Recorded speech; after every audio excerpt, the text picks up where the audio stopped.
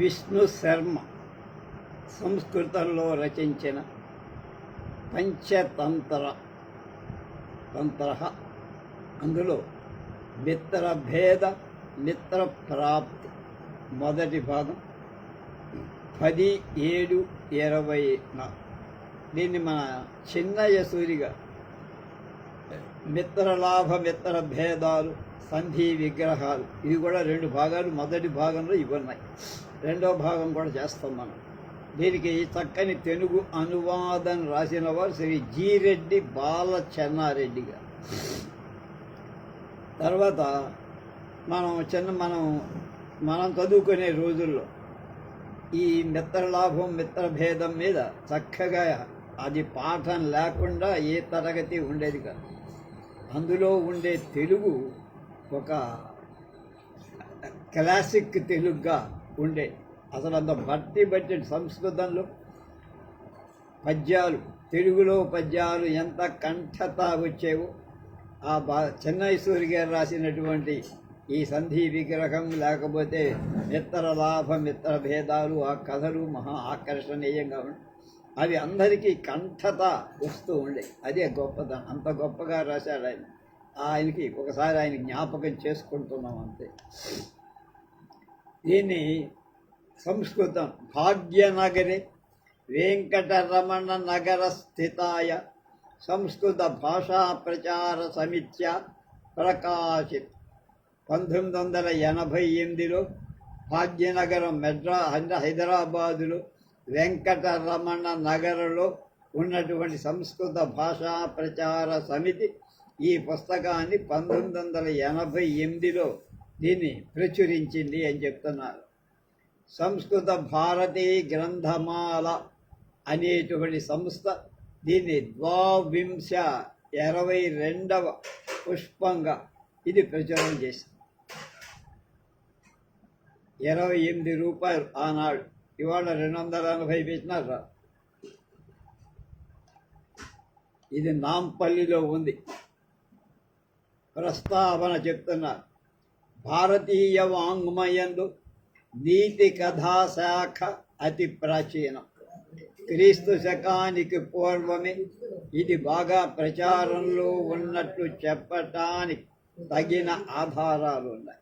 క్రీస్తు పూర్వం 150 ఏళ్ల ప్రాంతం వాడే పతంజలి మహాభాష్యంలో అజాకృపాణీయం కాకతాళీయం ఇలాంటి పదాల అర్థాలను స్పష్టపరిచే విధానాన్ని బట్టి చూస్తే ఇలాంటి కథలు ఆ కాలానికే బాగా, అంటే క్రీస్తు పూర్వమే ప్రచారంలో ఉన్నట్టు అర్థము.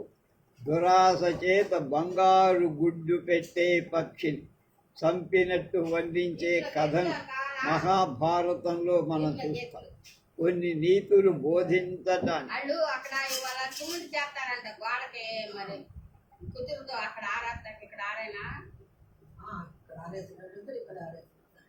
ఉద్దిష్టమైన ఈ కథలు గద్యలో ఉన్నాయి.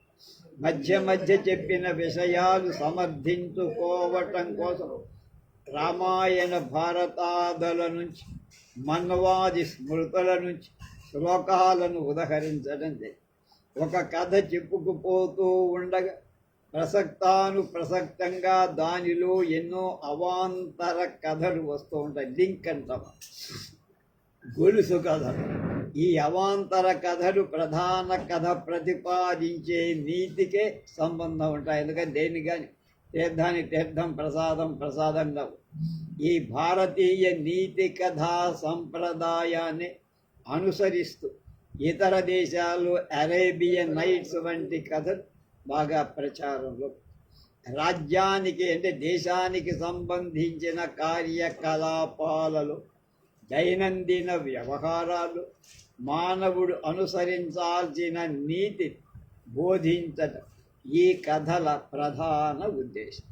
ఈ కథలలో పశుపక్షాదులు మానవుల్లా మాట్లాడుకుంటూ వ్యవహరిస్తూ ఉంటారు. దీనికి చక్కగా బాపు గారు బొమ్మల పంచతంత్రం కూడా చేశారు. ఇలాంటి కథలు బౌద్ధ జాతక కథల్లో కూడా చాలా కథ. బౌద్ధ మతానికి సంబంధించిన కొన్ని సిద్ధాంతాలు ప్రాశస్త్యాన్ని బోధించటం వాటి ఉద్దేశం. నీతి కథలలో ముందుగా చెప్పుకోదగినవి పంచతంత్రం, హితోపదేశం అనే 2 గ్రంథాలు. పంచతంత్రం అతి ప్రాచీనమై అందుచేతనే దానికి ప్రాంత భేదాలను బట్టి అనేక పాఠ భేదాలు. అయితే వీటన్నిటికీ మూలం ఒకటి ఉంటుందని, అది ఈనాడు లభ్యం కాదని విమర్శకులు. పర్షియా దేశ ప్రభువైన నాషిర్వాన్ ఆ దేశం చేత అతని వైద్యుడైన బర్జో అనే పండితుడు ఈ మూల పంచతంత్రాన్ని క్రీస్తు శకం ప్రారంభ కాలంలో పహలవీ భాషలోకి అనువదించారు. క్రీస్తు శకం 570 సంవత్సరంలో ఈ పహలవీ పంచతంత్రాన్ని సిరియా భాషలోకి, 750 క్రీస్తు శకం సంవత్సరంలో అరబ్బీ భాషలోకి అనువాదం జరిగింది. తర్వాత యూరప్ దేశ భాషలన్నిటిలోకి వచ్చిన అనువాదాలన్నీ ఈ అరబ్బీ అనువాదం మీదే ఆధారపడి ఉన్నాయి. క్రీస్తు శకం 1100 ప్రాంతంలో హిబ్రూ భాషలోని, 1250 ప్రాంతంలో లాటిన్ భాషలో, 1480లో జర్మన్ భాషలో, 1552 ప్రాంతాలు ఇటాలియన్ భాషలో, 1678లో ఫ్రెంచి భాషలో, 1080లో గ్రీకు భాషలో, 12వ శతాబ్దంలో పర్షియన్ భాషలో పంచతంత్రం అరబ్బీ భాష అనువాదం ద్వారా అనువదింపబడి మూల పంచతంత్రం దాని పహలవి అనువాదం కూడా ఇప్పుడు లభ్యం కాబట్టాల.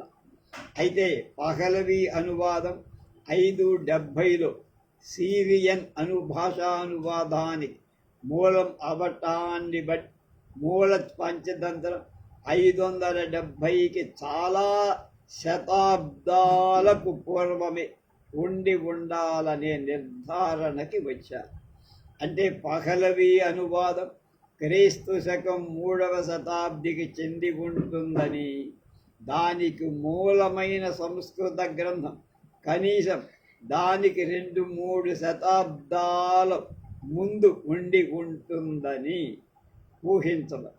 మూల పంచతంత్రం కాశ్మీర్ దేశంలో పుట్టిందని కొంతమంది, మగధలో పుట్టిందని కొంతమంది ఊహిస్తారు.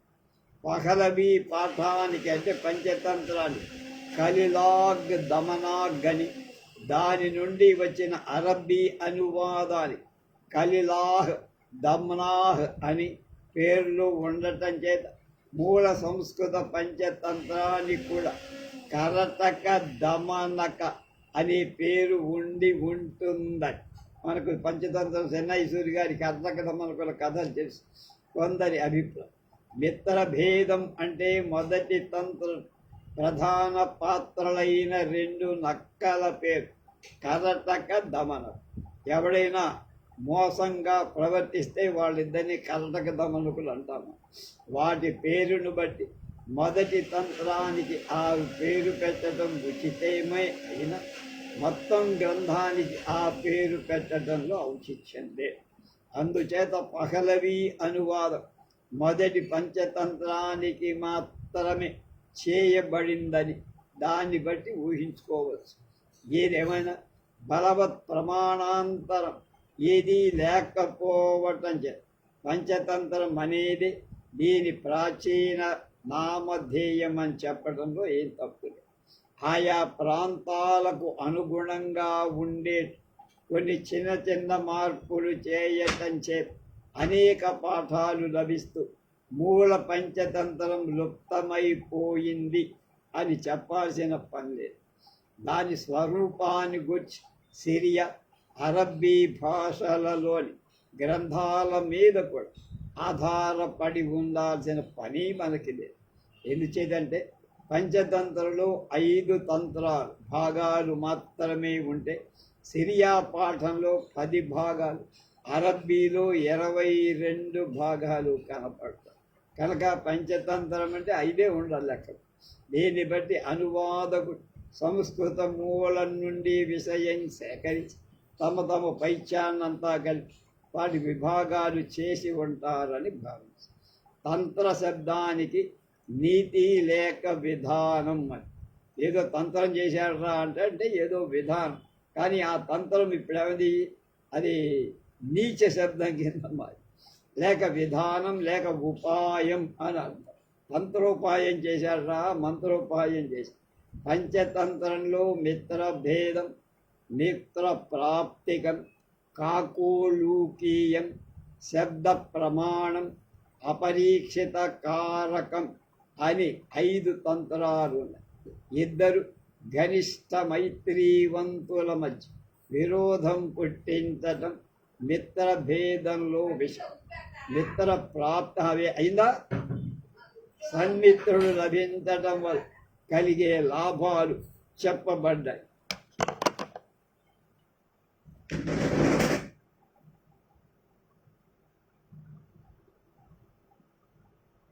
అయితే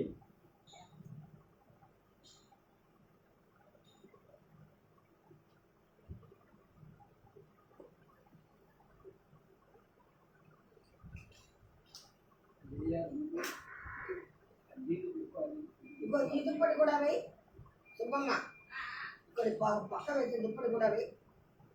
నీ వైపు మన వైపు నేను రావాలి కట్టేస్తున్నా, అది చెప్తే గుర్తుకోవద్దు, నేను దీనిలోకి రావాలి అంతే అంతే.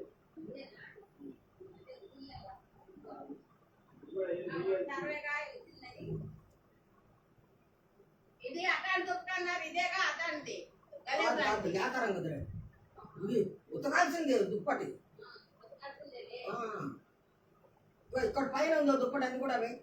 మనం అమ్మాయి దూరుంటారు.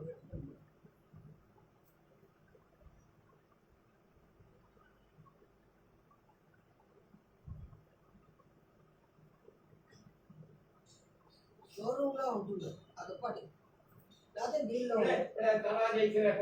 అది మన పక్క అది వేసి నీ చేతిలోనే అలా వేసి ఏమిటి, పక్క దుప్పటే వేస్తారా? బట్టలు ఉన్నాయి ఇంకా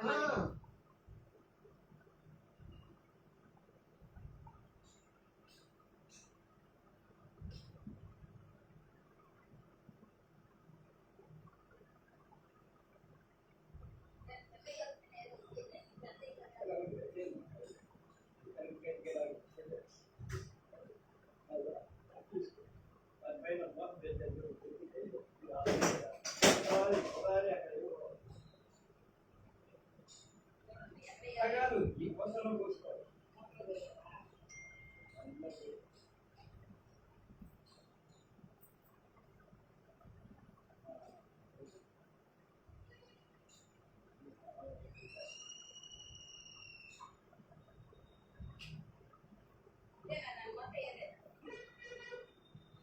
అడిగా పోయింది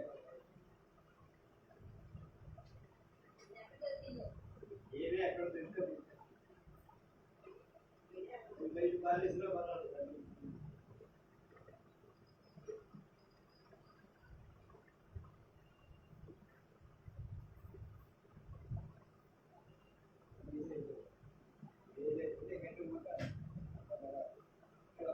వస్తుంది కనపడుతుందా ఒకటి అది అంటే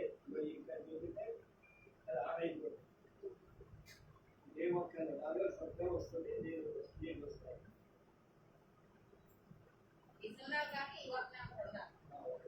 ఇంతే ఉంటుంది, మనం ఏం చేయాలి,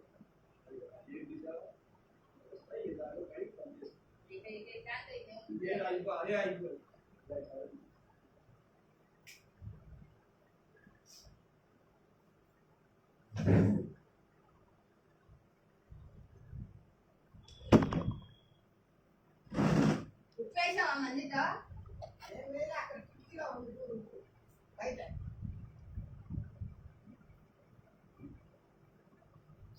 కనుక తంత్ర శబ్దానికి నీతి లేకపోతే విధానం అంటే లేదా ఉపాయం అనేటువంటి అర్థం ఉంది.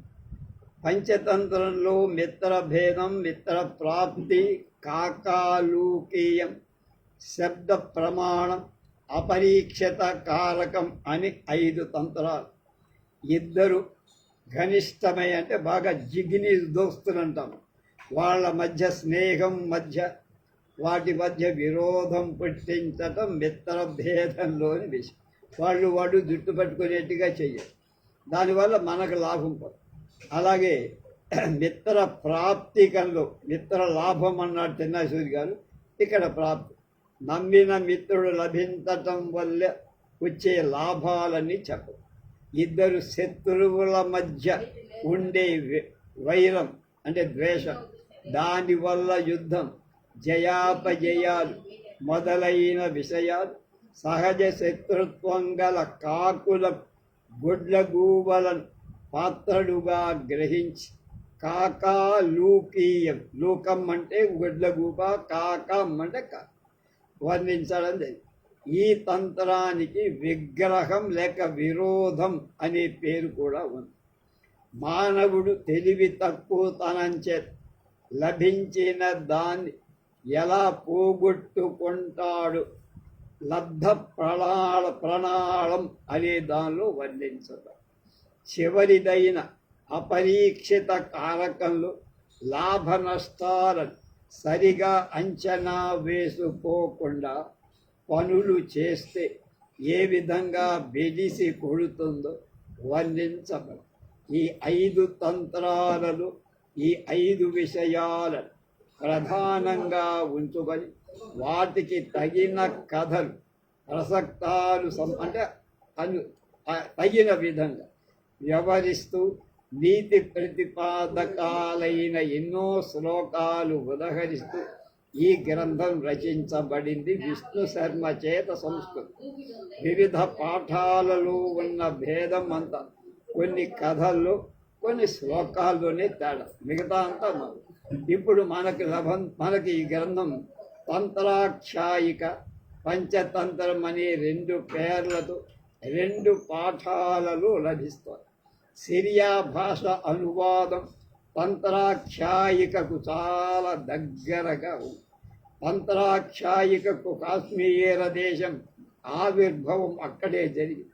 పంచతంత్రానికి అనేక పాఠాంతరాలు, పంచతంత్రానికి సంబంధించిన కథలు కొద్ది మార్పులు చేర్పులతో బృహత్ కథామంజరి, కథా సరిత్సాగరాల్లో కూడా ఉన్నాయి. ఇవన్నీ కాశ్మీర్ దేశంలో పుట్టినవి. క్రీస్తు శకం 1100 సంవత్సరంలో జైనులు రచించిన పంచతంత్రంలో కొన్ని కథలు వాళ్ళవి చేర్చుకున్నారు. కొత్త విచ్ఛేదకం జరిగింది, కొత్తవి చేర్చడం జరిగింది. 1199 ప్రాంతం పూర్ణభద్రుడని జైన పండితుడు తంత్రాఖ్యాయికను పైన చెప్పిన జైన పంచతంత్రాన్ని ఆధారంగా చేసుకొని పంచాఖ్యానకం అనే పేరుతో ఒక పంచతంత్రం రాశారు. 1660 ప్రాంతం మేఘ విజయ గణి అనే జైన పండితుడు మరికొన్ని మనోహరమైన కొత్త కథలు చేసి పంచాఖ్యానోద్ధారం అనే దాన్ని రాశారు.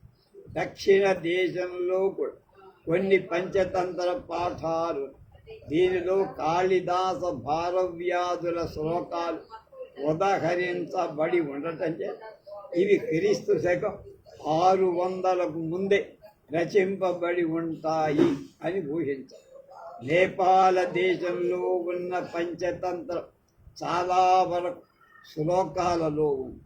దీనికి దక్షిణ దేశంలో పంచతంత్రమని, ఉత్తర దేశంలో పంచాఖ్యానం, ఆఖ్యానం అంటే పేరు కథ అని పేరు. తర్వాత వచ్చిన సుఖ సప్తతి వేతాళ అన్నారు, భేతాళ అన్నారు. భేతాళ పంచవింశతి మొదలైన కథా గ్రంథాల మీద పంచతంత్ర ప్రభావం బాగా ఎక్కువగా 4 భాగాలలో ఉన్న హితోపదేశం పంచతంత్రానికి మరొక రూపం తప్ప వేరేగా హితోపదేశమన్నా పంచతంత్రమన్నా ఆధునిక యుగంలో పంచతంత్రానికి అన్ని భాషలలో ఎన్ని అనువాదాలు బయలుదేరాయో చెప్పడం ఎవరి వల్ల కాదు. అవి అసంఖ్యాకాలను ఒప్పుకోవాలి. ఈ విధంగా అతి ప్రాచీన కాలం నుండి ఇవాల్టి వరకు అనేక భాషలలో అనువాదం చేయబడిన ఈ పంచతంత్రం ముద్రిత ప్రతుల సంఖ్యను బట్టి చూడగా ప్రపంచంలో దీని స్థానం మొదటిది బైబిల్ అయితే రెండవది పంచతంత్రానికి చెందుతుంది అని చెప్పారు. ప్రస్తుత బహుళ ప్రచారంలో ఉన్న పంచతంత్రాన్ని రచించిన వాడు విష్ణు శర్మ అనే పండితుడని దక్షిణాపథంలో అంటే దక్షిణ దేశంలో మహిళారూప్యం అనే నగరాన్ని రాజైన అమరశక్తి కుమారులకు రాజనీతి నేర్పటానికి ఆ రాజు ప్రార్థిస్తే ఈ గ్రంథం రచించాడని కథలో చెప్పవు.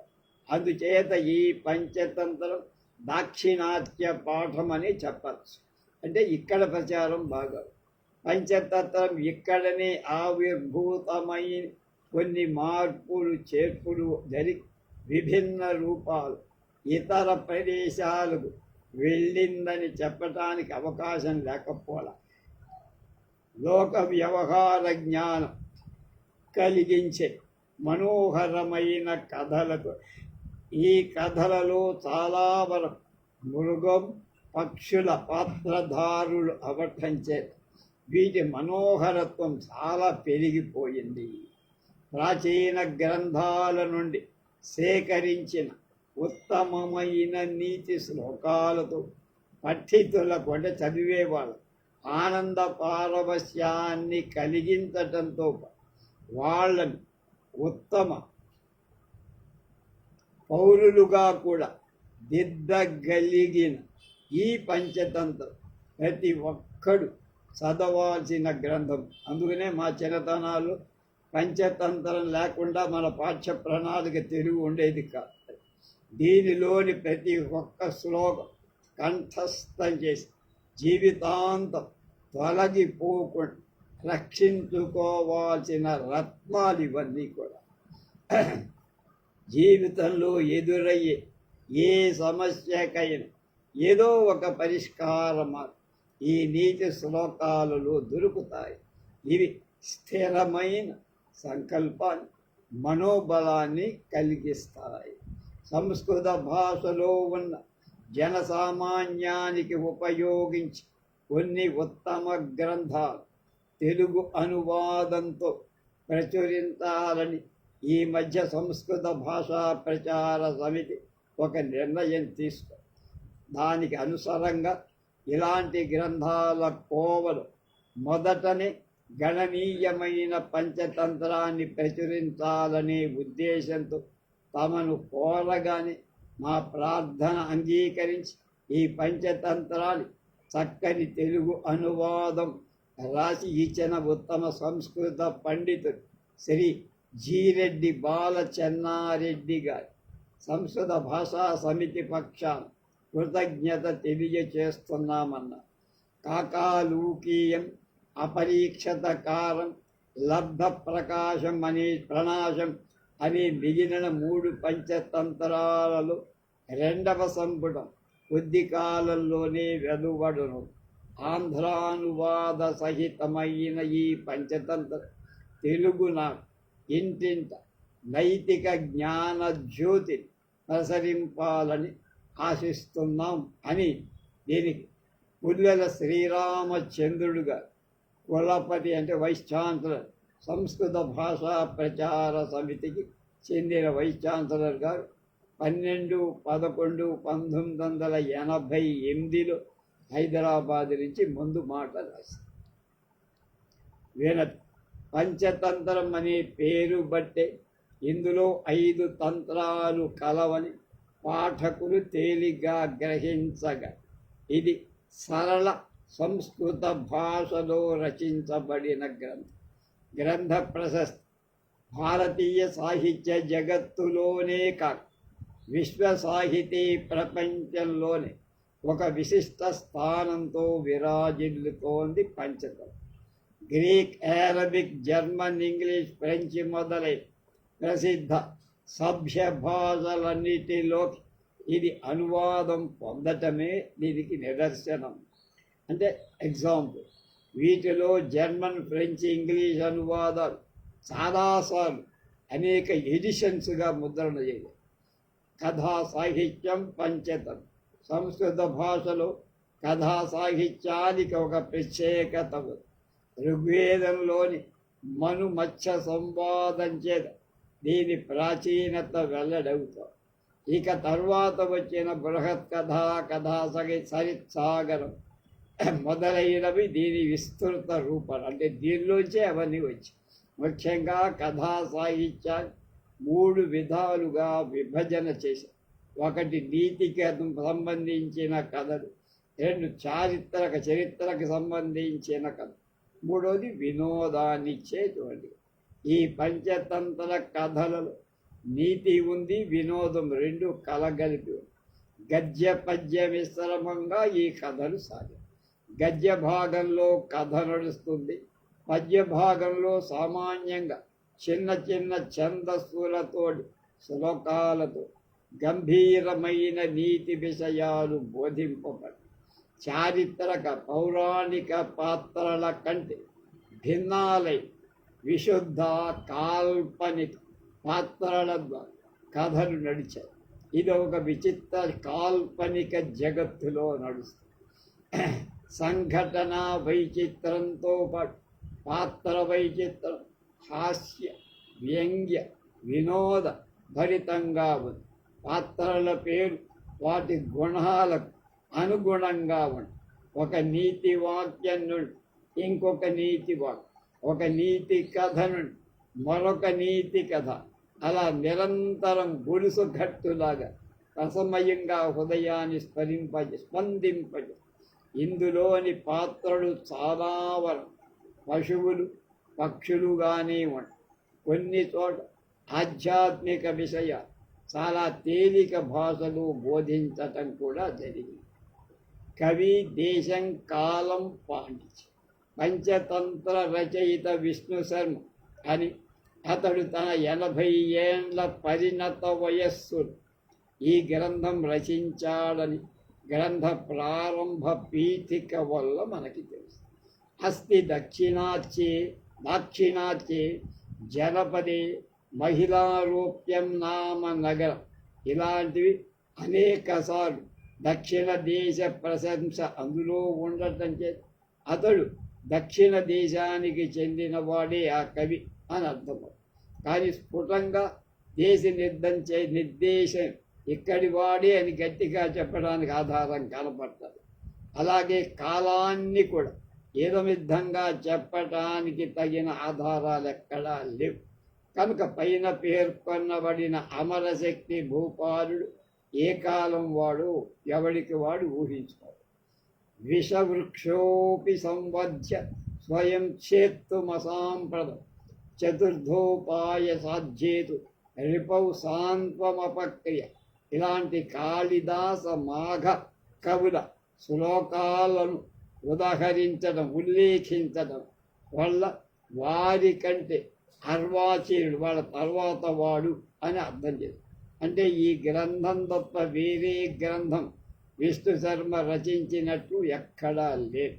ఇతడు పీఠికలు అమరశక్తి భూపాలుడి మంత్రి ద్వారా తన యోగ్యత తదత్రాస్తి విష్ణు శర్మ నామ బ్రాహ్మణ సకల శాస్త్రపారంగమ అని మాత్రం చెప్పించుక.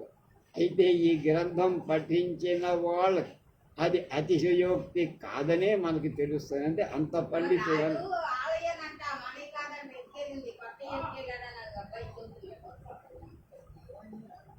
యది భింతే సూర్య రోహిణ్యా శకటమిహ లోకే 12 వర్షాన్ని తదా నహి వర్షతి వానవు భూము. మిత్రభేదంలో 2:23. ఇలాంటి వాటి ద్వారా ఇతని జ్యోతిషాది శాస్త్ర పాండిత్యం ప్రకటితం అవుతుంది. సాంఘిక విషయం. ఇక ఉపనిషత్తు యుగం తరువాత అంటే పౌరాణిక యుగం నుండి ఏటి వరకు 20వ శతాబ్దంలో శ్రీ రాజా రామ్మోహన్ రాయలు, కందుకూరి వీరేశలింగం పంతులు మొదలైన సంఘ సంస్కర్తలు ముందుండిన కవులు అంతా స్త్రీని నిందించిన వారుగా, స్త్రీని భోగ వస్తువుగా భావించిన వాళ్ళుగా కనపడు. న జానే భోక్తారం కమిహ సముపస్థౌన్యతి విధి అని మహాకవి కాళిదాసే అని. అలాంటి ఎడ ఆనాటి సాహిత్యములాగా ఇందరూ కూడా స్త్రీ నింద అధికంగా చేయబడి, చేతులు రెండు కలిస్తేనే శబ్దం వస్తుంది. అలా ఎలా స్త్రీలను మాత్రమే దుశ్శీలతకు నిలయంగా చిత్రించి దూషించడం అంతా సముచితం కాదు, మగవాడు తప్పు కూడా ఉంది అని నేటి విమర్శకులు అన్నారు. ఏమైనా నాటి సంఘాన్ని రచయిత ఇందు ప్రతిబింబింపచేసి ఎందుకు అతడు అంతగా బాధ్యుడు కాదు ఉన్నదానే చూపించాడు. ఆంధ్రానువాద విషయం, తెలుగు అనువాదం ప్రపంచంలోని నాగరిక భాషలన్నిటిలో అనువాదం పొందిన ఈ ప్రసిద్ధ గ్రంథం సమగ్రంగా మూల సహితంగా ఆంధ్రానువాదంతో ఇంతవరకు ఎవరూ ప్రచురించలేదు.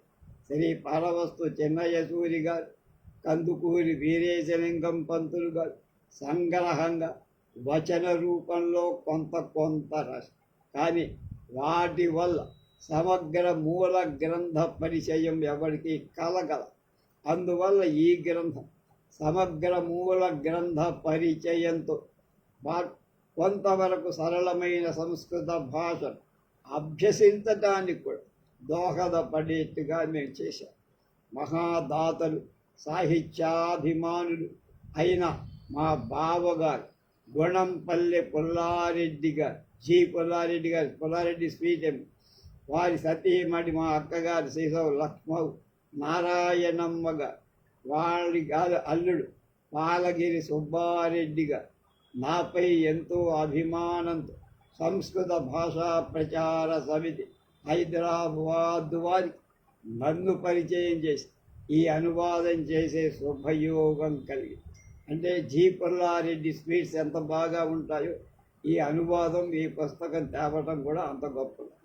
అలాగే ఈ విషయంలో ఎంతగానో సహకరించి సంస్కృత భాషా ప్రచార సమితి కులపతి వైస్ ఛాన్సలర్ ఆచార్య పుల్లెల శ్రీరామచంద్రుడు గారు, కార్యదర్శి బ్రహ్మశ్రీ చిన్న వెంకట సుబ్రహ్మణ్యం గారి ఉపసమితి సభ్యులకు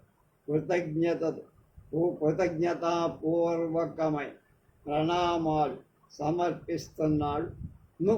ఆంధ్ర సాహితీ లోకం దీన్ని ఆదరిస్తారని భావిస్తారని గురుజన విధేయుడు అనువాదకుడు జీరెడ్డి బాలచెన్నారెడ్డి గారు విభవనామ సంవత్సరం దీపావళి నాడు దీనికి తన మనోభావాన్ని తెలియజేశారు. విషయ సూచికలోకి వస్తున్నాం, ఇక వరుసగా వెళ్ళిపోతాం.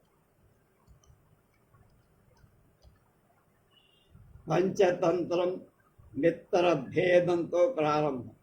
తత్ర కథ ఆముఖ నేపథ్యం కథ మంగళాచరణ.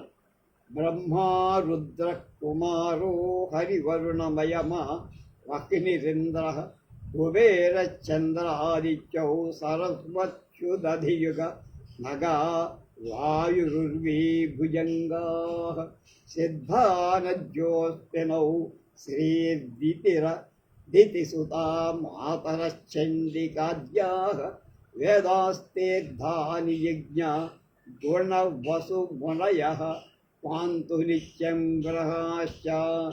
నవగ్రహాల పూజ చెప్తారు.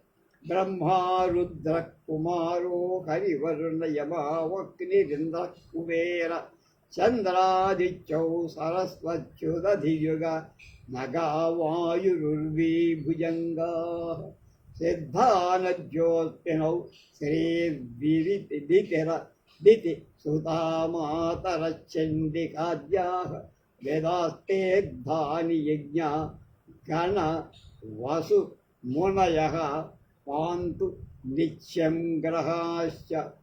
అనువాదం ఇలా: బ్రహ్మా శివుడు, కుమారస్వామి, విష్ణువు, వరుణుడు, యముడు, అగ్నిదేవుడు, ఇంద్రుడు, కుబేరుడు, చంద్రుడు, సూర్యుడు, సరస్వతీదేవి, సముద్రాలు, యుగాలు, పర్వతాలు, వాయుదేవుడు, భూదేవి, నాగదేవత, సిద్ధులు, నదులు, అశ్విని కుమారుడు ఇద్దరు, లక్ష్మీదేవి, దితి, అదితి పుత్రులైన దేవతలు, చండికా మొదలైన మాతృదేవత, వేదాలు, పుణ్యతీర్థాలు, యజ్ఞాలు, ప్రమదాది గణదేవత, అష్టవసువులు, మునులు, గ్రహాలు అందరూ మనల్ని సర్వదా రక్షించుగా. అందరి పెట్టారు కనుక ఇబ్బంది లేదు. మలవే వాచస్పతయే శుక్రాయ పరాశురాయ న సుతాయ చాణక్యాయ చ విదుషే నమోస్తు నయశాస్త్రకర్తభ్యః. మనువుకి, బృహస్పతి, శుక్రుడికి పుత్రుడైన వేదవ్యాసుడితో కూడిన పరాశరుడి, మహావిద్వాంసుడైన చాణక్యుడి, ఇతరాలైన నీతి శాస్త్రకర్తలందరికీ నా నమస్కారం అన్నాడు విష్ణు శర్మ. సకలార్థశాస్త్ర సారం జగతి సమాలోక్య విష్ణు శర్మేదం తంత్రై పంచభిరేతచకార సుమనోహరణం శాస్త్రం. ఈ విష్ణు శర్మ ప్రపంచంలో లభించే సమస్త నీతి శాస్త్రాలు పరిశోధించి వాటికన్నిటి సార రూపంగా, అంటే ఎస్సెన్స్ అంటాం, ఆ ఎస్సెన్స్ రూపంగా 5 తంత్రాలను సుమనోహరంగా ఈ నీతి శాస్త్రం మీద రచించారు. పంచతంత్రే కథా ప్రస్తావన గ్రంథ ఆరంభ, అది మూలం. తద్యథానుశ్రూయతే అస్తి దాక్షిణాచ్యే జనపదే మహిళారోప్యం నామ నగరం. తత్ర సకలాధికల్పద్రుమః ప్రవర ముకుట మణి మరీచి మంజరీ చచ్చితపాదయుగళః సకల కళాపారంగతోమరశక్తిర్నామ రాజా బభూవ. తస్య త్రయః పుత్రాః పరమదుర్భేదదు బహుళ శక్తి, రుగ్రశక్తి, అనంతశక్తి చేతి నామానో బభూవు. కథలోకి వచ్చేసి ఈ విధంగా శ్రవణ పరంపరగా వినబడుతో దక్షిణా పథంలో మహిళారూప్యం అనే ఒక ప్రసిద్ధమైన నగరం ఉంది. ఆ నగరంలో సమస్త యాచకులకు, అంటే యాచించే వాళ్ళకు, భిక్షాటన చేసేవారు, కల్పవృక్షంలాగా కోరిన కోర్కెలన్నీ తీర్చేవా ఉత్తమాలైన రాజుల కిరీటాలలోని మణుల కాంతులని పుష్పగుచ్ఛాల చేత పూజింపబడిన 2 పాదాలు, పాదద్వయం కలవాడు, సకల కళా ప్రవీణుడు అయిన అమరశక్తి అనే రాజు ఉండేవాడు. అంటే అమరశక్తి రాజు ఉన్నాడు. ఆ దేశం పేరు మహిళారోప్యం, అది నగరం. అక్కడ ఆయన చాలా మంచి పేరు ప్రసిద్ధి. పరమ మూర్ఖులైన ఆయనకి 4 కొడుకులు. బహుశక్తి, అగ్రశక్తి, ముగ్గురే కొడుకు. ఉగ్రశక్తి, అనంతశక్తి అనే 3 కొడుకు. ఒకడి పేరు బహుశక్తి, 2వ వాడి పేరు ఉగ్రశక్తి, 3వ వాడి పేరు అనంతశక్తి. వీళ్ళు మూర్ఖులుగా ఉన్నారు, పాపం ప్రపంచ జ్ఞానం లేదు. మూలం అథ రాజా తాన్ శాస్త్ర విముఖానాలోక్య సచివానాహూయ ప్రోవాన్ భో జ్ఞాతమేతద్భవద్భిర్యన్యమైత్రే మైతే పుత్రాః శాస్త్ర విముఖా వివేకరహితాశ్చ తదేతాన్ పశ్యతో మే మహదపి రాజ్యం న సౌఖ్యమావహతి. అప్పుడు రాజు పుత్రులను, కొడుకులను శాస్త్ర పఠనాల మీద ఆసక్తి లేని వాళ్ళగా చదువుకోవడం ఇష్టం లేదు వాడు. అది గుర్తించి మంత్రులను పిలిపించి ఇలా అన్నాడు, నా పుత్రుడు శాస్త్రానికి విముఖులుగా వివేకహీనులుగా ఉన్నారన్న సంగతి మీకు తెలుసు మంత్రివర్యుల. అందుచేత ఇలాంటి వీళ్ళని చూస్తూ ఉంటే నాకు ఎంత గొప్ప రాజ్యం కూడా నాకు ఉన్నా దాని మీద సుఖం కలిగించట్లేదు, ఆనందం కలిగించట్లేదు, సంతృప్తి లేదు, మనోవిచారంతో మునిగి ఉన్నా. అథవా సాధ్విదముచ్యతే అజాతం మృతమూర్ధేభ్యో మృతాజాతాసుతౌ పరం యతస్థౌ స్వల్ప దుఃఖాయ యావజ్జీవం జడూదహేత్. అందుచేతనే విద్వాంసులు ముందే చెప్పారు, ఎవని పుట్టనివాడు, పుట్టి చచ్చిపోయినవాడు, పుట్టినవాడు మూర్ఖుడు అవటం అనే ఈ 3 విధాల పుత్రులలో మొదటి వాళ్ళిద్దరూ కొంత మేలు.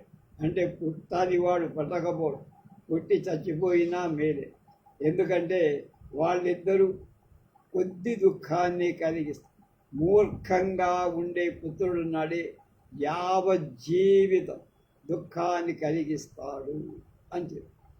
వరం గర్భస్రావో వరమృతుషు నైవాభిగమనం వరం జాతప్రేతో వరమపి శకశ్చైవ కజనిత వరం వంధ్యా భార్య వరమపి చ గర్భేషు వసతి న చ విద్వాన్ రూప ద్రవిణ గుణయుక్తోపి పురుష.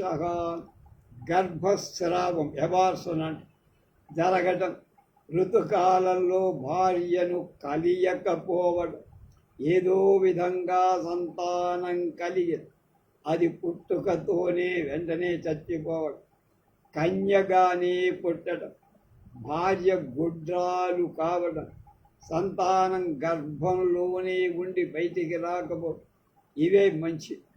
రూపధనాది గుణయుక్తుడైన విద్వాంసులు కాని పుత్రుడు జనించడం మాత్రం మంచిది. అవన్నీ మంచిది. రూపం ఉన్న గుణం లేని మూఢుడు పుత్రుడుగా పుట్టే వాడి వల్ల తల్లిదండ్రులకు నరకమే అని అర్థం. తింతయా క్రియతే ధేన్వా యానసూతేన దుగ్ధద కోర్ధ పుణ్యేన జాతేన యో న విద్వాన్ న భక్తిమాన్. గొడ్డుది, పాలు ఇవ్వంది అయిన ఆవు, గేదె లేక మేక ఇలాంటి వాటి వల్ల ఉపయోగం లేదు. గొడ్డ లాంటిది ఎట్లాగో గొడ్డు ఈనకపోతే అది కూడా ఉపయోగం. అలాగే విద్వాంసుడు కానివాడు, భక్తి విహీనుడు అయిన కొడుకు వల్ల ఎవరికి ఏం ప్రయోజనం లేదు మంత్రులారా అన్న. వరమిహవా సుతమరణం మామూర్ఖత్వం కుల ప్రసూతస్య ఏన విబుధజన మధ్యే జారజైవ లజ్యతే మనుజ. ఈ ప్రపంచంలో గొప్ప కులంలో పుట్టిన పుత్రుడు మూర్ఖుడై ఉండటం కంటే వాడు మరణించటమే తండ్రికి కొంచెం ఉపశమనంగా ఉంటుందయ్యా. మూర్ఖపు పుత్రుడి ద్వారా వాడి దుష్కృతాల వల్ల తండ్రి జ్ఞానుల మధ్య వ్యభిచారిణీ సుతిడిలాగా సిగ్గుతో తలవంచుకోవాల్సి వస్తుంది. కొడుకు గొప్పవాడు కాకపోతే, మూర్ఖుడైతే, అజ్ఞాని అయితే రాజు ఎప్పుడు ప్రజల ముందు తలదించుకోవాల్సి వస్తుంది. కుని జనగణనారంభే న పతతి కఠినీ న సద్భ్రమ యస్య తేనాంబాయది సుతిని వంధ్యా కీదృశీ భవతి. గుణవంతులను లెక్క వేసే సమయంలో ఎవరి పేరు చెప్పగానే చిటికెన వేలు వెంటనే వంగదు. అలాంటి పుత్రుడున్న తల్లి కూడా ఉత్తరవతి అయితే ఇక లోకంలో గొడ్రాలంటే ఎవరు? అంటే ఆ పేరు చెప్తే వేలు వంగిపోతే ఎందుకు పనికిరాదు. కనుక గొడ్రాలు పరిస్థితి. తదేతేషాం యథా బుద్ధి ప్రకాశో భవతి తథా కోప్యుపాయోను స్థీయత అత్ర మద్దత్తాం వృత్తిం భుంజానానాం పండితానాం పంచశతీ తిష్టతి తతో యథా మమ మనోరథాః సిద్ధిం యాంతి తథానుష్ఠీయత. అందుచేత నా కొడుకులు ముగ్గురు మూర్ఖులు ఉన్నారు కదా, ఆ వాళ్ళకి బుద్ధి వికాసం కలిగించే ఉపాయం ఏదైనా మీ దగ్గర ఉంటే చెప్పండి. ఇక్కడ నేను ఇచ్చిన జీవిక అంటే నా చేత మీరు పోషింపబడి అనుభవించే పండితులు 500 మంది దాకా మన ఆస్థానంలో ఉన్నారు. కనుక ఎలా చేస్తే నా మనోరథ ప్రాప్తి జరుగుతుంది, ఆ ప్రయత్నం అంతా చెయ్యండి అయ్యా మహానుభావులారా. తత్రైకః ప్రోవాచ 12 శ్రూయతి తతో ధర్మశాస్త్రాన్ని మన్వాదీన్ అర్థశాస్త్రాన్ని చాణక్యాదీన్ కామశాస్త్రాన్ని వాత్స్యాయనాదీన్ ఏవం చ తతో ధర్మార్థకామశాస్త్రాన్ని జ్ఞానయంతే తతః ప్రతిబోధనం భవతి. వారిలో ఒక మంత్రుడు ఉపాయంగా ఇలా చెప్పాడు మహాప్రభు, వ్యాకరణ శాస్త్రాన్ని అధ్యయనం చెయ్యాలంటే 12 ఏళ్ళు పడుతుంది మీ అబ్బాయి. తర్వాత మనుశాస్త్రం, ధర్మశాస్త్రాలు, చాణక్యుడి యొక్క రాజనీతి అంటే అర్థశాస్త్రం, అలాగే వాత్స్యాయనాదులు రచించిన కామశాస్త్రం, ఇలా వ్యాకరణ శాస్త్రం తరువాత ధర్మార్థ కామశాస్త్రాలు చదివితేనే బుద్ధి వికాసం ప్రతిభ ఏర్పడి. ఇవన్నీ చదవాలంటే దాదాపు 70-50 ఏళ్ళు అవుతుంది. అందులో మన వాళ్ళము పరమసుంఠరు. అలాగే అధ తన్మధ్యత సుమతిర్నామ సచివ ఆశాశ్వతోయం జీవితవ్య విషయ ప్రభూతకాల జ్ఞేయాన్ని శబ్దశాస్త్రాన్ని తత్సంక్షేపమాత్రం కించిదేతేషాం చింత్యతాత్ ఇది. అందులో సుమతి అనే ఒక మంత్రి లేచి ఇలా, ఓ ఈ దేహం మహారాజా అశాశ్వతం కదా, శబ్దజ్ఞానం, శాస్త్రజ్ఞానం, వ్యాకరణం కలగాలంటే చాలా ఏళ్ళు ఎన్నో ఏళ్ళు కష్టపడితే కాదు. కనుక వీళ్ళ బుద్ధి వికాసం కలిగే ఏదైనా షార్ట్ కట్ మెథడ్ అంట, సంక్షిప్తమైన శాస్త్రాన్ని గురించి విచారించడం మంచిదేమో అని నాకు అనిపిస్తుంది.